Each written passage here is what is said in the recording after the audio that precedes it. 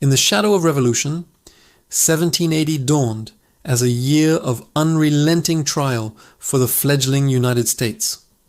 The American colonies, locked in a desperate war for independence, faced not only the might of the British Empire, but also the bitter chill of a merciless winter that had gripped the land since late 1779.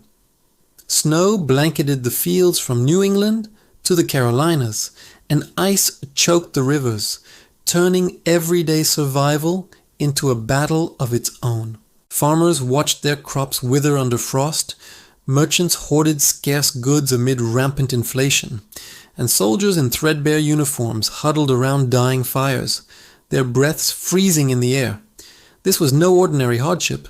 It was the culmination of 5 years of war that had drained the continent's resources, leaving families to ration bread and burn furniture for warmth.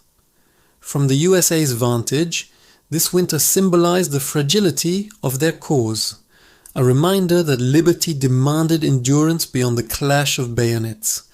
As January unfolded, the strain snapped. On the first day of the year, 500 soldiers of the Pennsylvania Line, the backbone of the Continental Army in the north, mutinied near Morristown, New Jersey.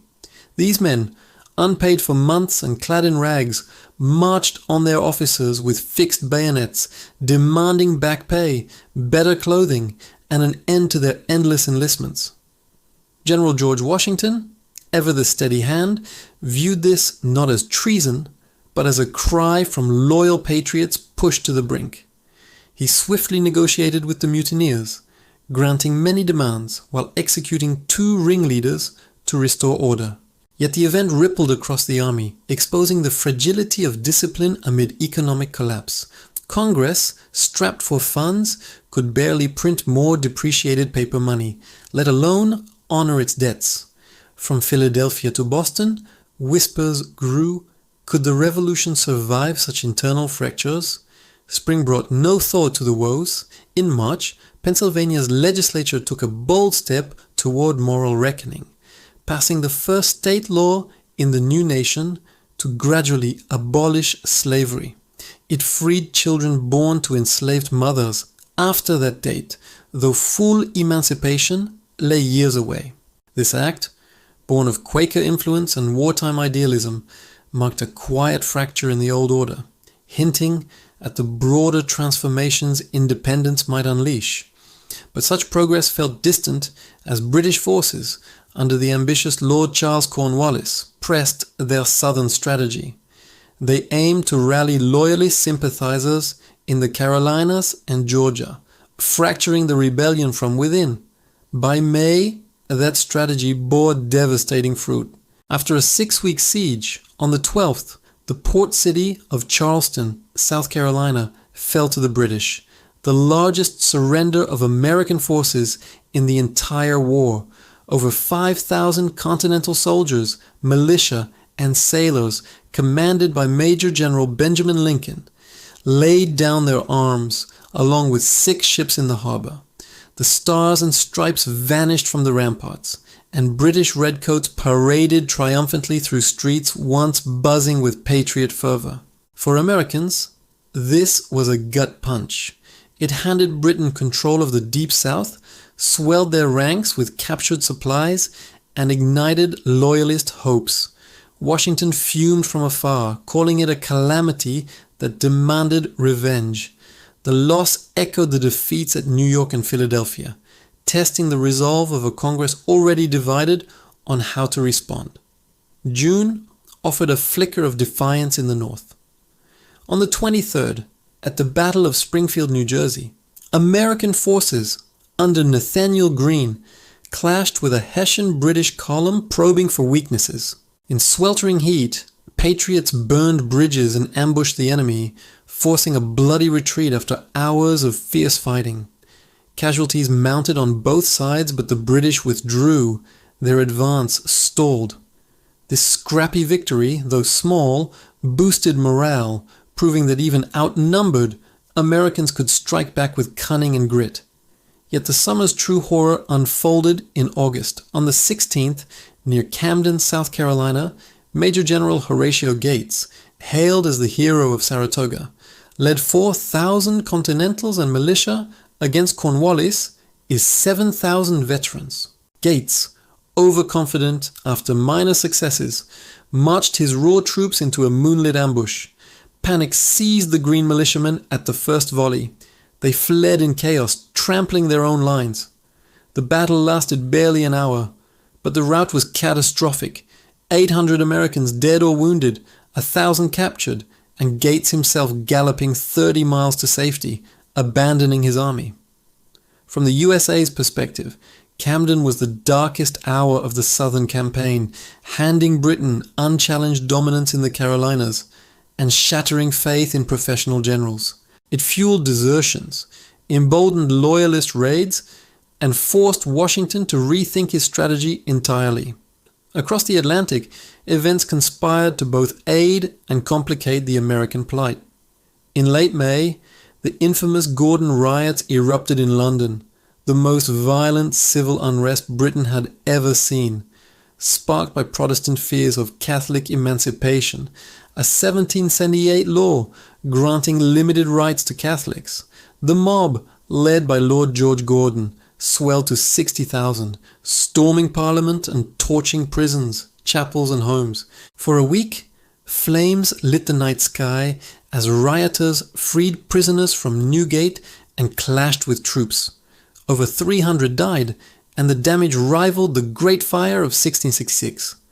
From America's view, this was poetic justice. Britain's domestic inferno mirrored the chaos they inflicted abroad. The riots diverted troops from the colonies, strained finances already stretched by the global war, and sowed doubt among Parliament's war hawks. Whig critics, sensing weakness, decried the government's handling of the empire, indirectly bolstering French and Spanish pressure on Britain. September delivered another shockwave of betrayal. Major General Benedict Arnold, once a daring patriot who stormed Quebec and fought at Saratoga, had grown bitter over slights and unpaid debts.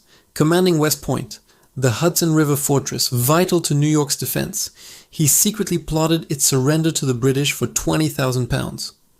On the 21st, his intermediary, Major John Andre, was captured by American militiamen carrying incriminating papers. Andre, a charming British officer, faced a spy's noose.